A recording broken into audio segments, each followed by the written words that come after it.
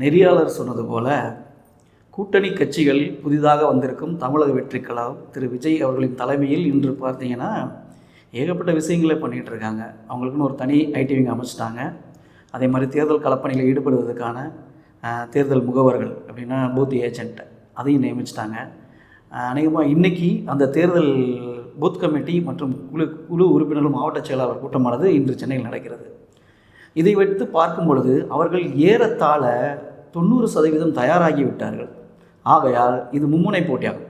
அதுபோக நான் சொன்னது போல கூட்டணி கட்சிகளாக நாம் தமிழர் கட்சி, பாட்டாளி மக்கள் கட்சி, விடுதலை சிறுத்தைகள் கட்சி, அவர் திரு கேப்டன் அவர்களுடைய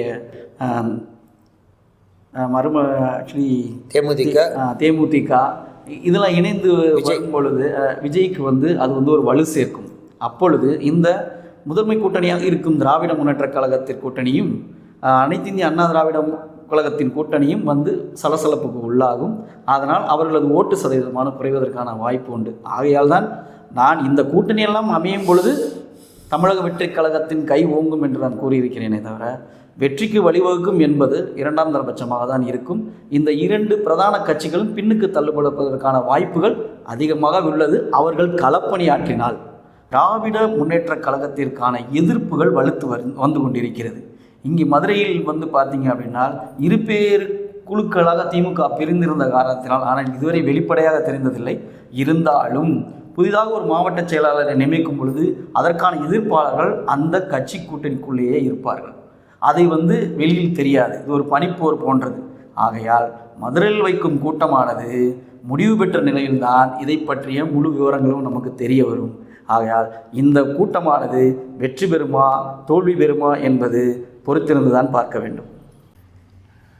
கவிஞர் அவர்களும் அரசியல் விமர்சனங்களும் சொல்வது போல இந்த மாநாடு மதுரையை மையப்படுத்திய திமுகவின் பொதுக்குழு மாநாடு அதோட நோக்கம் என்ன என்பது நடந்து முடிந்ததுக்கு அப்புறம் தான் தெரியும். அதுபோல அவர்கள் நாங்கள் சொன்ன கருத்துக்கள், அதாவது நிறைய கவிஞர் அவர்களும் நிறைய விமர்சகர்களும் சொல்வது போல கூட்டணி கட்சிகளின் நிலைப்பாடு மற்றும் தேர்தல் வியூகங்கள் பொறுத்து முடிவு பண்ண வேண்டியவர்கள் எஜமானர்களான மக்களை தவிர மக்கள் தான்.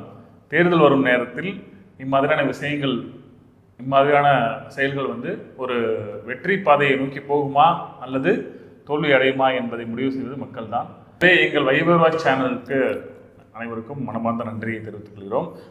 இந்த வீடியோவை சிறப்பித்து தந்த மூத்த அரசியல் வல்லுநர் அண்ணன் ராஜ்கவின் அவர்களுக்கும் கவிஞர் ராசதன் அவர்களுக்கும் எங்கள் சேனல் சார்பாக நன்றிகளை வணக்கத்தை தெரிவித்துக்கிறோம். நன்றி.